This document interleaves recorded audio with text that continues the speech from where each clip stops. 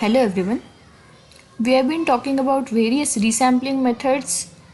We are yet to see pros and cons of those methods, but I thought that before that we would discuss one of the basic classification and regression techniques, that is k nearest neighbor classification and regression. Why? Because that would help us, in understanding the resampling things better. So if we want to play around, we can use resampling techniques to play around this method. This technique is based on one of the basic principles of statistics, that is Bayes theorem. We can develop a classifier using Bayes theorem. Now what is the Bayes theorem? All of you have studied Bayes theorem in BSc. So what does Bayes theorem do? Bayes theorem mainly tries to reverse probabilities in some sense. How reverse probabilities? So you have, say, probability of A given B, and you want to use it to compute probability of B given A. Then Bayes theorem gives you a way of doing that. So in that sense, Bayes theorem can be used to reverse the probabilities. A typical example of Bayes theorem. So one of the common examples that is given in the machine learning setup is classification of emails.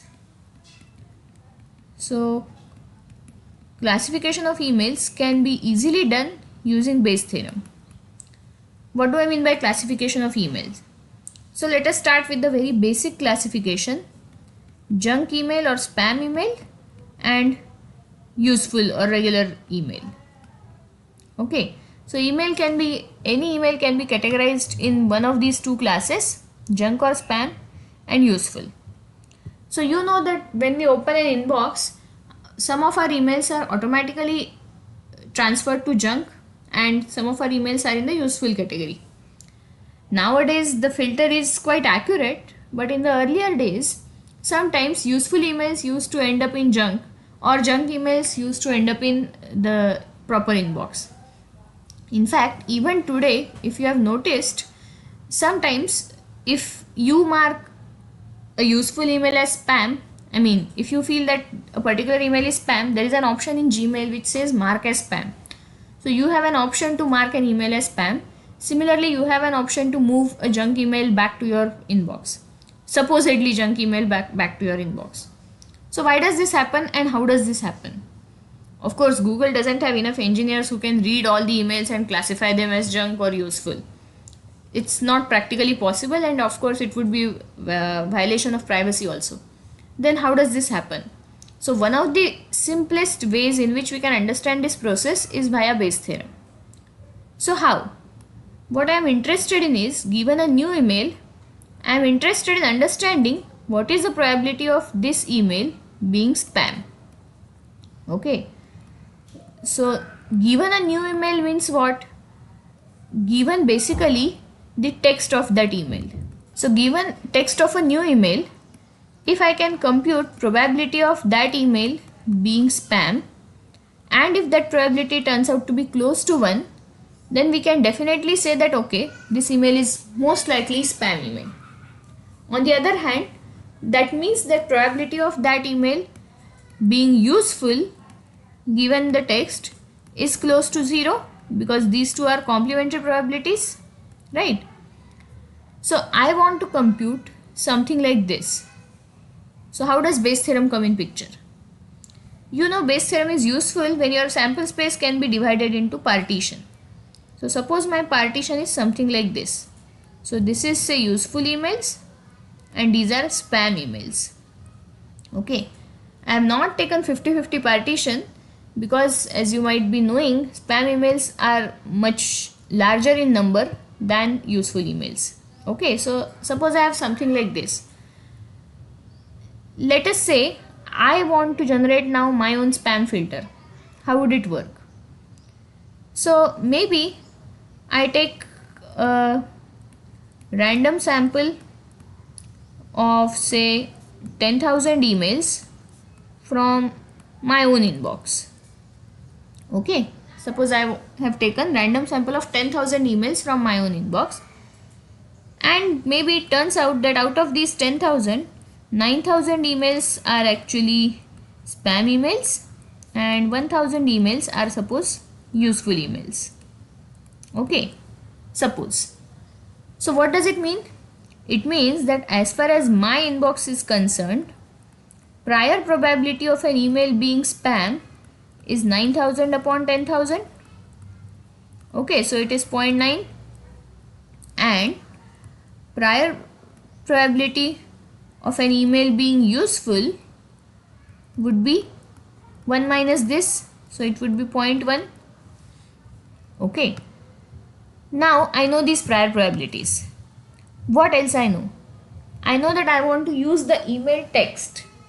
Now when I say email text, of course I can't expect computer to understand the meaning and then decide whether the particular email is spam or useful. So there can be some words or some keywords or some important phrases which can give me some hint.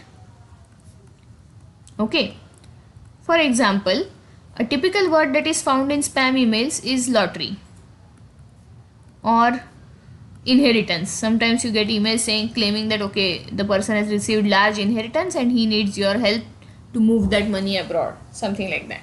So lottery, inheritance, or in fact win a prize, these are typical terms or phrases found in spam emails. Okay, so what I can do is, for the sake of simplicity, let me assume that I want to focus only on one word, that is lottery. So what I can do, given this prior knowledge about which emails are spam and which emails are useful, I can compute probability of the word lottery given that the email is spam. How do I compute this? Probability of spam emails containing the word lottery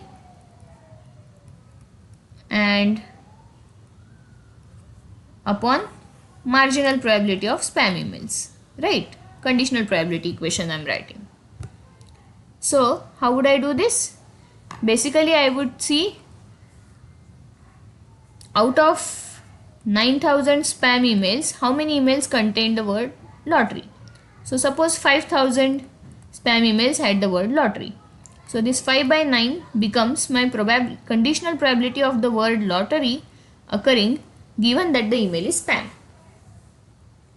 Now same computation I have to do for genuine email. So probability of the word lottery occurring in an email given that the email is genuine or useful. So I would have number of useful emails here, and you know, in normal conversations the word lottery is going to occur much less. So let us say it occurs twice only.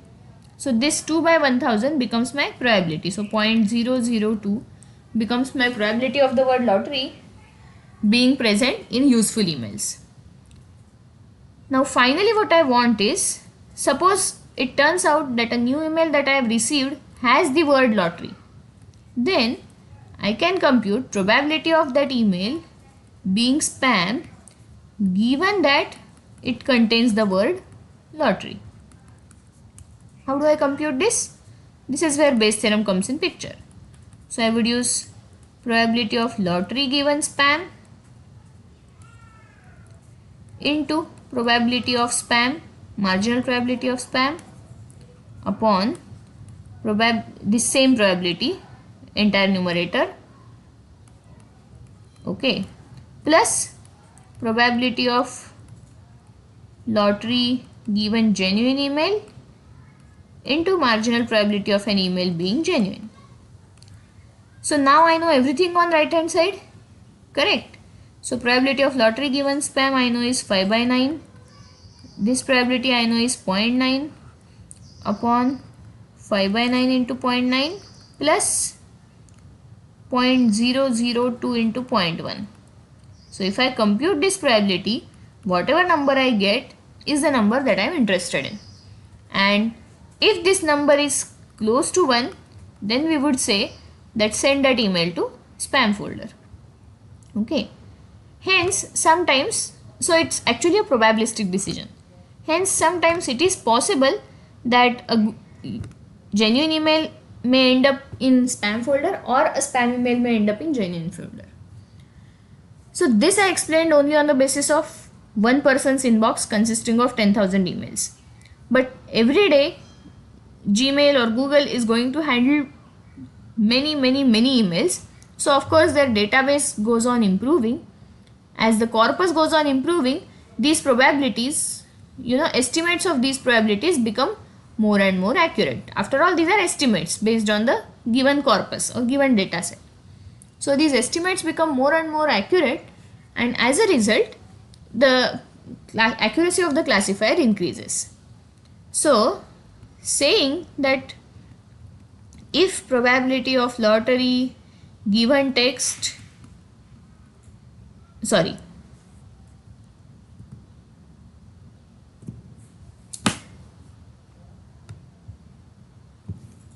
so if probability of an email being spam given its text, here we focused only on one word, but of course we can use many such phrases and improve our estimate further. So if this probability is greater than a certain threshold, then we would categorize this as spam, and if this probability is less than certain threshold, then we would categorize it as useful. Okay, so this becomes what is known as a Bayes classifier. Okay, so Bayes classifier basically does classification using Bayes theorem. And the classifier that we are going to see today, k-means classifier, is actually based on this similar idea. Okay, so the basic principle of k-means is based on Bayes classifier, and that is the reason why it performs quite well. Okay, so what do we do in k-means classification? So first let us focus on the classification part, then we will go to regression. So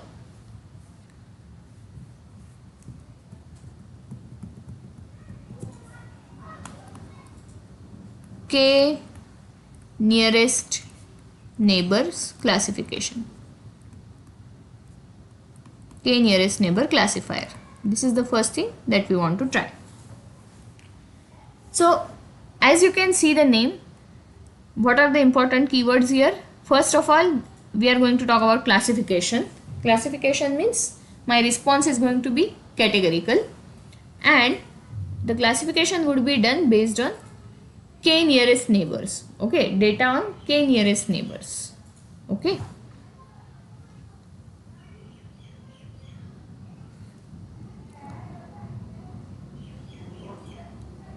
What do I mean by neighbors? We have learnt distance functions in multivariate analysis as well as in real analysis. We have learned the concept of distance function. So we would be using that concept here.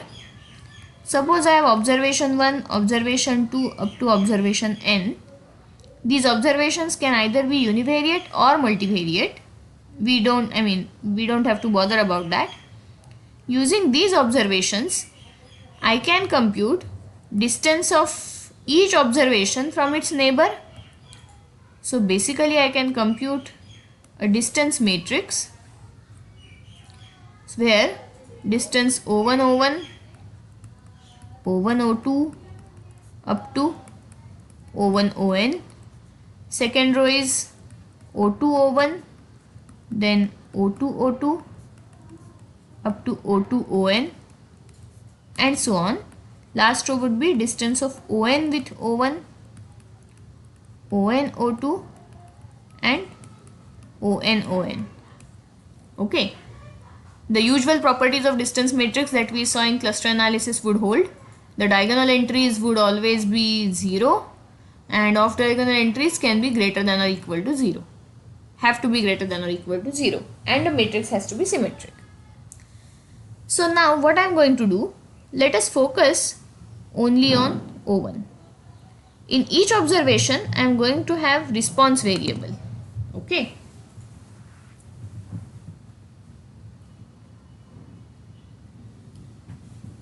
So while computing the distance, we are not going to use response variable. So this distance is based only on the predictor variables. Okay, you have to remember this. We are not going to use the response variable. We are going to use only the predictor variables to compute this distance.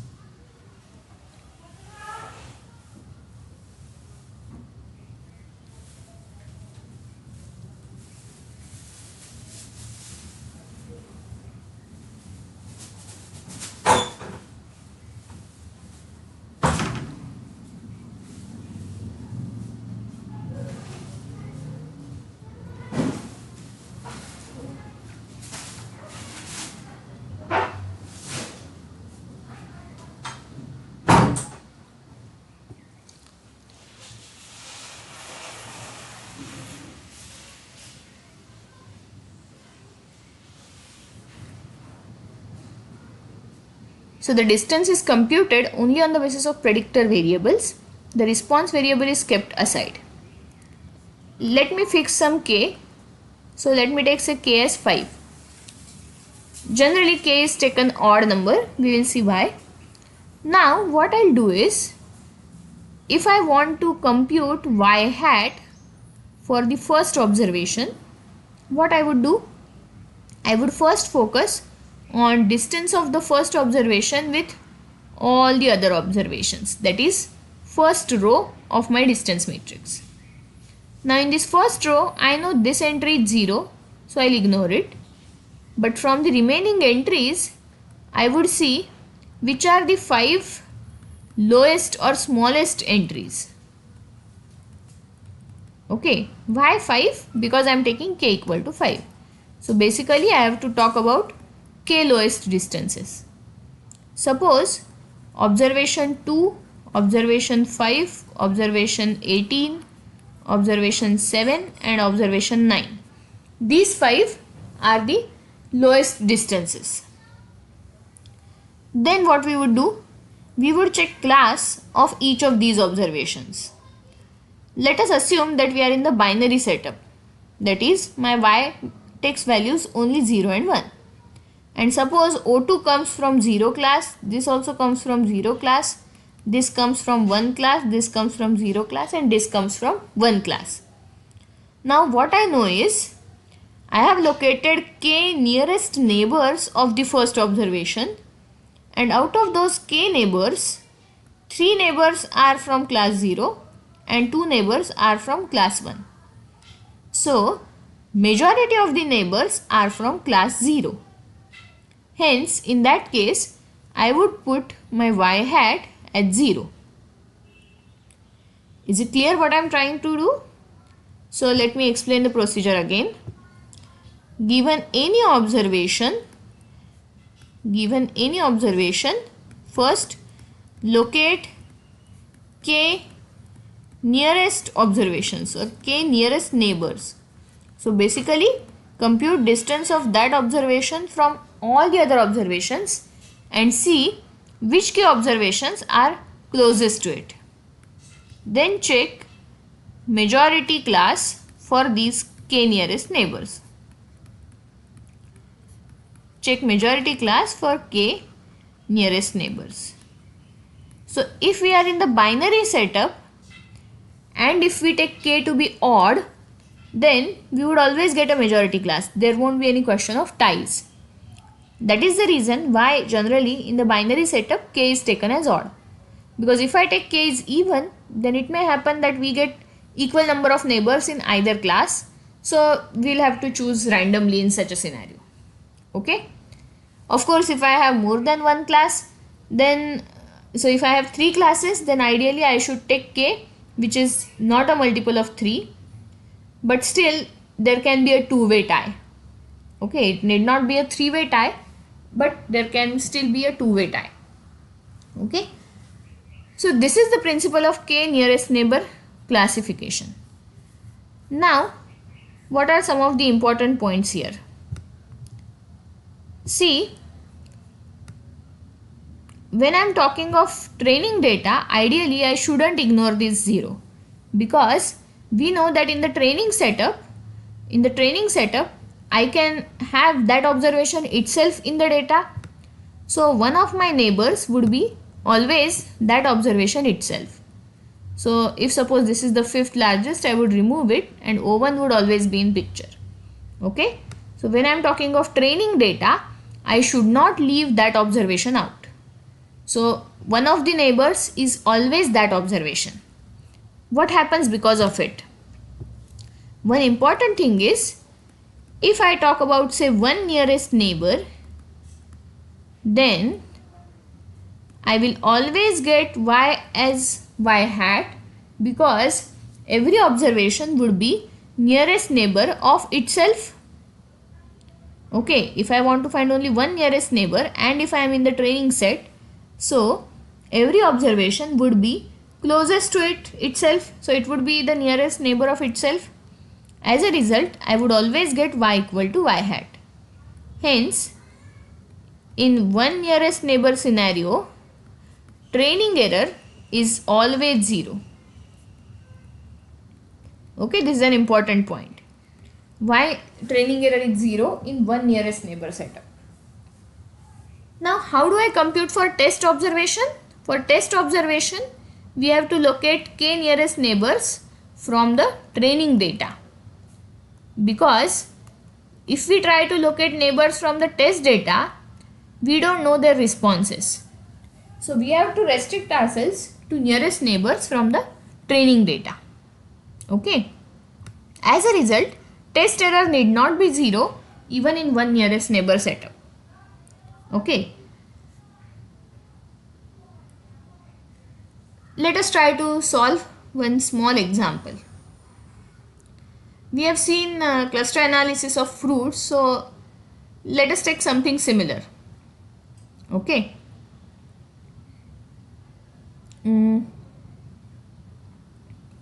Suppose we want to cluster fruits into two groups. We don't know how the groups have been derived.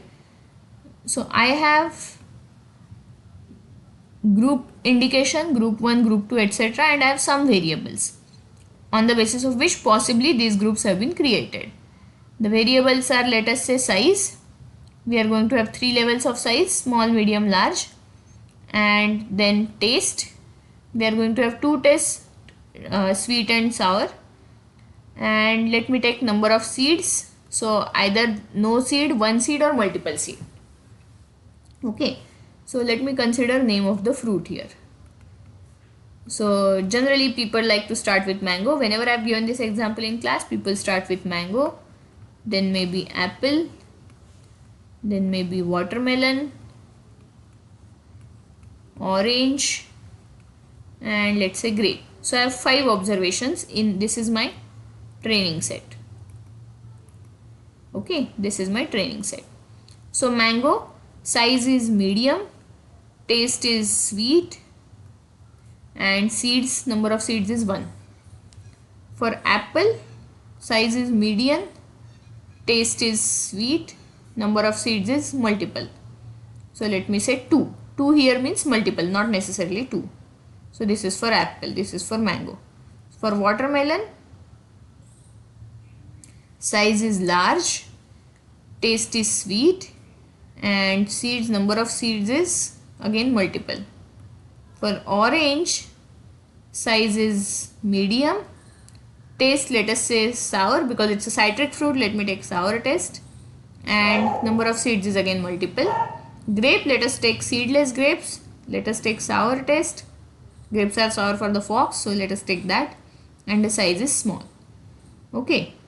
And let us suppose that these are in group 1, these are in group 2, and this is in group 1. Okay, right now I am arbitrarily assigning groups. Now on the basis of this training set, suppose I want to first do 3 nearest neighbor classifier for each observation. Okay, so first I'll need to compute distance matrix. So I have 5 fruits, so mango, apple, watermelon, orange, grape.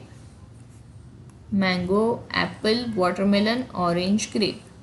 These distances are going to be 0. Mango to apple, what is the distance? And we are going to use binary distance, trivial distance. So 0 and 1. So the distance is 0 if the 2 observations are equal, and the distance is 1 if they are unequal. So I have 0 here. I have 0, 0, 0.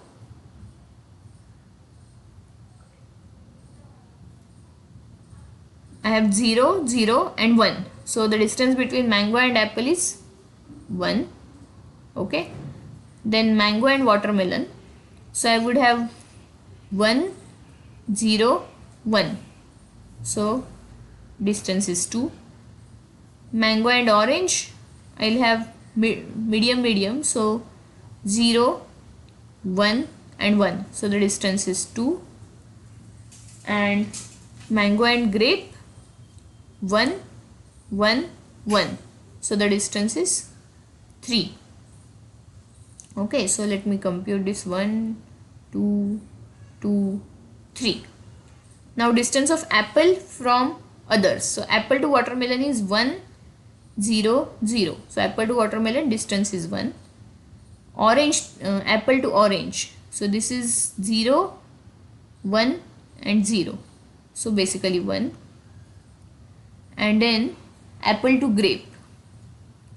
Apple to grape would be 1, 1, 1. So 3. Okay, so 0, 1, 1, 3. Now distance of watermelon from orange and grape. So watermelon to orange 1, then 1 and 0. So 2. Watermelon to grape would be 1, 1, 1. So 3. So this is 2 and 3. And then orange to grape. So this is 1, 0, 1. So 2. Okay.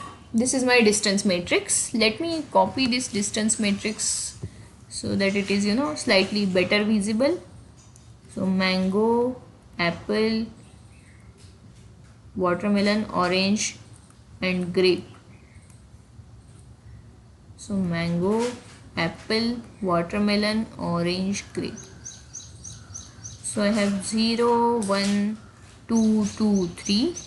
Then 1, 0, 1, 1, 3, 2, 1, 0, 2, 3, 2, 1, 2, 0, 2 and 3, 3, 3, 2, 0. Okay. Now I have to do 3 nearest neighbor classification on this. So for each of these fruits, mango, apple, watermelon, orange, grape, I have to first locate 3 nearest neighbors. And then on the basis of those neighbors, I have to compute y hat. Let me note down their y here so that it's easier for us to compare. So y is 1, 1, 2, 2, 1. Okay, given y is 1, 1, 2, 2, 1. Okay. So for mango, what are the nearest neighbors? We know for every observation, one of the nearest neighbor is going to be itself. So mango, apple, watermelon, orange, grape. The first nearest neighbor is always going to be the observation itself. Second and third we have to choose. So for mango, watermelon and orange are apple, watermelon, orange. This is the order. So I can choose apple as second because it is just slightly more distance than itself. And now I have choice watermelon or orange. So let me take watermelon. Yeah, I have to take randomly. So let me take watermelon. For apple, actually mango, watermelon, orange. All three are at the same distance. So let me take mango and orange. Okay. Then for watermelon, nearest is apple. Okay. And the next again orange and mango is a tie. So let me take mango. For orange, nearest is again apple and there is a tie among all the three. So let me take grape. And for grape, nearest is orange and other three there is a tie. So let me take mango. Okay. Okay, so now so I have to check class of each of these three. And then majority class would be my y hat. So class of mango is 1, class of apple is 1 and class of watermelon is 2. So the majority class is 1, the prediction is 1. Okay. Now class of apple is 1, class of mango is 1, class of orange is 2. So again majority is 1. So the prediction is 1. Class of watermelon itself is 2, class of apple is 1 and class of mango is also 1. So the prediction is 1. Class of orange is 2, apple is 1 and grape is 1. So the prediction is 1. And class of grape is 1, orange 2, mango 1. So the prediction is 1. So you can see here everything got predicted as class 1 in 3 nearest neighbor method, and these are the misclassified observations. So watermelon is misclassified because original class is 2, it got predicted as 1, and orange also got misclassified because original class is 2 and it got predicted as 1. So this is how the training part of the k-nearest classification would work. I have to go to the test part. So let me take a new observation. So let us say which observation do you want? Which fruit do you want? So let me take guava. So in guava, size is going to be medium. Then taste is going to be, let us take sour because it's, again more of a sour side. And then number of seeds is going to be multiple, so 2.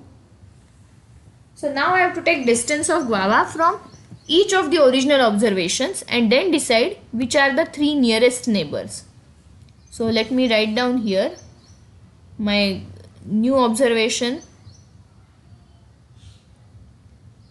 is medium size, sour and 2 seeds. So distance from each of these, let me write here. So distance of guava. So for mango, size is same, taste is different, seeds is different. So distance would be 2. For apple, size is same, taste is different, seeds is same. So the distance would be 1. For watermelon, size is different, taste is different, but the seeds is same. So 2. For orange, size is same, taste is same and seeds is also same. So the distance is 0. And for grape, size is different, taste is same, seed is different. So the distance is 2. Okay. So what are the nearest neighbors? Orange, of course, then apple, and third one we have a tie. So let me pick grape. So now I have to see classes of these 3. So 1, 2, 1. So the majority class becomes 1 and hence the prediction for guava would be class 1. Okay.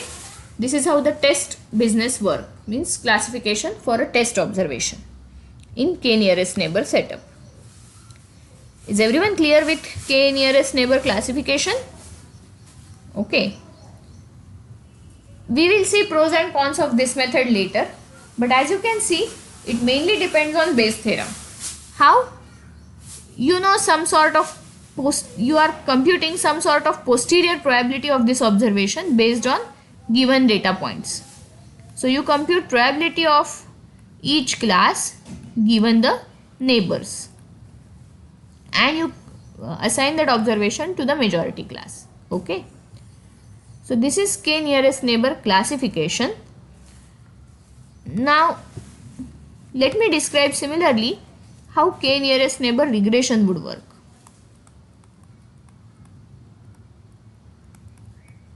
So k-nearest neighbor regression. In classification we went for a majority class. Only that thing has to change. Everything else will remain same. So what I'll do first is locate k nearest neighbors of the observations.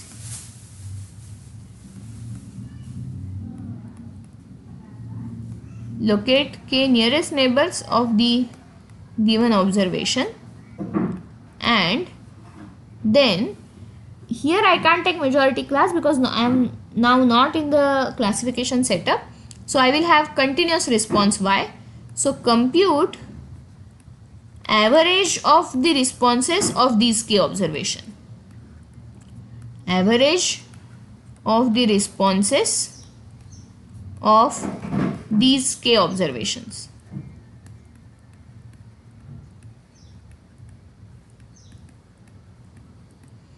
And that becomes your y hat. Okay. Let me take a simple linear regression example. So suppose I am recording some x and y. So x is say 1, 2, 2, 4, 1. And y is 2, 3, 4, 9, 3. Okay, these are suppose my y values.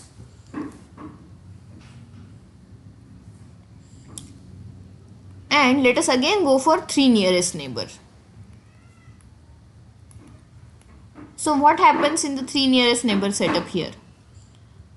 Because now I have to focus on distance based only on the predictor variables. So now computing distances is very easy. So for this, let me call this O1, O2, O3, O4, O5. So for O1, let me locate 3 nearest neighbors. Of course, the first neighbor is O1 itself. Second neighbor is O5 because it is near. And third can be either O2 or O3. So let me take O2. Okay. Then for for every observation in the training data, the first nearest neighbor is going to be itself. We have to worry about only second and third. So for O2, next nearest is O3. And then I have a choice O1 or O5. So let me go with O5. For O3, nearest is O2. And again I have a choice. So let me go with O1. For O4, nearest are O3 and O2. And for O5, nearest is O1, of course after removing itself. And then I have a choice, so let me go with O2. Okay. So what I have to do now? Now I have to check responses of each of these. So for O1, response is 2. For O5, it is 3. And for O2, it is 3. So my prediction, my y hat, is going to be average of these 3 responses. So 3 plus 3 plus 2. So it's going to be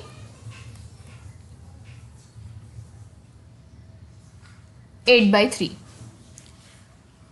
Then for O2 prediction is 3. For O3 prediction is 9. And for O5 prediction is 3. So average is going to be 5. Then for O3 prediction is 4. For O2 it is 3. O1 it is 2. So the average is 3. For O4 prediction is 9. For O3 it is 4. And for O2 it is 3. So it would be 16 by 3. Whatever it is. Then for O5 prediction is 3. For O1 it is 2. And for O2 it is 3. So average is going to be again 8 by 3. So these are my y hats for the training data. You can see easily that even in the k nearest neighbor regression setup, training error would be 0 if you are in the 1 nearest neighbor setup. Okay. And for a new observation, how do you proceed? So suppose I get new observation as say x equal to 3. Then I locate the neighbors of x equal to 3. So they are O2, O3 and O4. So I have to take response of O2, response of O3, response of O4 and then average of these 3. So it turns out to be 16 by 3. Okay, so for new observation, so that is for the test data, my prediction would work in this way. Is it okay?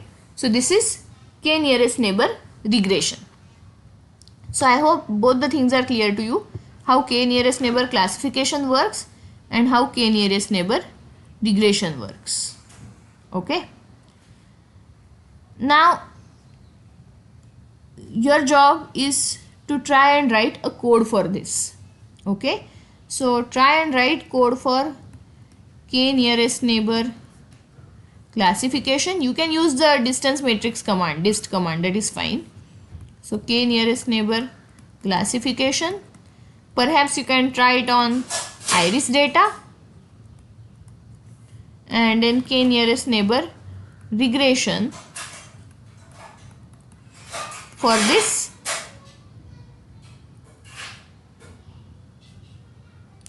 I would suggest take some data set from ISLR. In R, there is a library called ISLR. So take some data where response variable is continuous and try k nearest neighbor regression on it. Okay. So this is your homework for today. We are yet to discuss pros and cons of k nearest neighbor methods. As you might have seen, the method is quite intuitive. Okay. I mean, understanding the method is not difficult because it's quite intuitive. So of course, this is one of the biggest pros, that it's intuitive. But there are some problems, some cons. We will discuss those in the next lecture. Meanwhile, do try to solve a couple of examples of this manually, as well as try writing a code in R. Okay. Thank you.